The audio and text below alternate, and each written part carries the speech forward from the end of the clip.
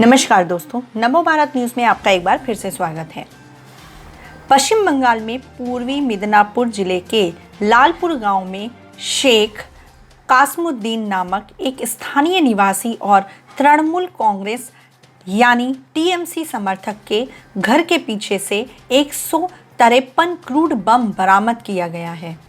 Bhagwanpur police ने बमों की बरामदगी के साथ ही इस मामले के सिलसिले में 4 लोगों को भी गिरफ्तार किया।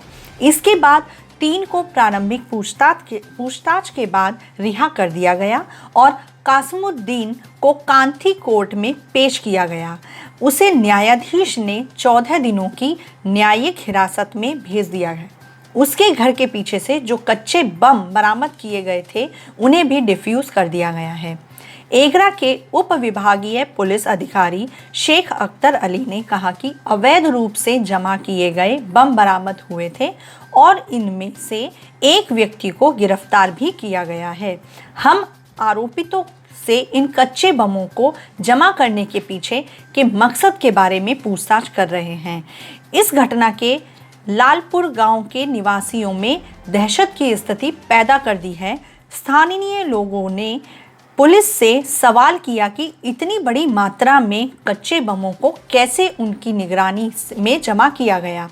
कोरोना वायरस लॉकडाउन के बीच 153 क्रूड बमों की बरामदगी को लेकर पुलिस भी असमंजस में की स्थिति में है। भगवानपुर ब्लॉक में तृणमूल कांग्रेस के कार्यवाहक सहायक सचिव और भगवानपुर एक पंचायत समिति के सदस्य हारून रशीद यानी बाबूलाल के समर्थकों के बीच हुए झड़प के बाद क्षेत्र में पुलिस सक्रिय हो गई है। जानकारी के मुताबिक आरोपी शेख कासमुद्दीन इलाके में हारून रशीद का समर्थक माना जाता है। रिपोर्ट के अनुसार 11 अप्रैल को 2 समूहों के बीच हिंसक लड़ाई हुई, जिसके बाद अजीमुन और अन्य 44 लोगों को गिरफ्तार किया गया। साथ ही झगड़ा रोकने के लिए उन्हें जिला नेतृत्व और ब्लॉक नेतृत्व की तरफ से चेतावनी भी दी गई है। भगवानपुर एक ब्लॉक में तृणमूल अध्यक्ष मदन मोहन पात्रा ने कहा कि पार्टी की ओर से बार बार उन्हें चेतावनी दिए जाने के बावजूद उन्होंने बात नहीं मानी। वे सत्ता के लिए लड़ रहे थे और अशांति पैदा करने के लिए वे बमों को जमा भी कर रहे थे। पुलिस को कानून के अनुसार उनके खिलाफ कार्रवाई करने के लिए कहा गया। गौरतलब है कि इस साल जनवरी में पश्चिम बंगाल के उत्तर 24 परगना जिले के नेहाटी में एक अवैध पटाखा निर्माण कारखाने में हुए विस्फोट में कम से कम 4 लोग मारे गए थे और एक व्यक्ति गंभीर रूप से घायल हो गया था।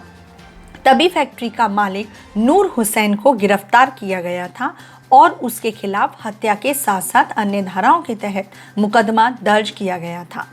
विस्फोट की तीव्रता को देखते हुए तब स्थानीय लोगों ने आरोप लगाया था कि अवैध पटाखे के कारखानों का उपयोग कच्चे बम बनाने के लिए किया जाता था। अभी हाल ही में एक बड़ी खबर सामने आई है, जिसके अनुसार ममता सरकार में लगातार कोरोना के मरीज तो बढ़ ही रहे थे, साथ ही ममता सरकार जनता से इन आंकड़ों को छुपा भी रही थी, जिसका बहुत बड़ा कारण है कि पश्चिम बंगाल में अवैध बांग्लादेशियों की एक बहुत बड़ी संख्या रहती है, जिसके आंकड़े पश्चिम बंगाल सरकार छुपा रही है। और यही अवैध बांग्लादेशी और रोहिंग्या मुसलमान ही पश्चिम बंगाल समेत पूरे भारत में आतंकी घटनाओं को अंजाम देने की फिराक में रहते हैं, जिन्हें कहीं ना कहीं ममता सरकार का समर्थन प्राप्त है और संरक्षण भी क्योंकि अब ये ममता सरकार के वोट बैंक बन चुके हैं।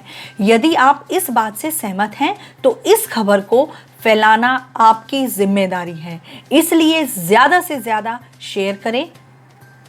जय हिंद। वीडियो को लाइक, सब्सक्राइब और शेयर करना ना भूलें। अपने विचारों को कमेंट बॉक्स में लिखकर हम तक ज़रूर पहुंचाइए।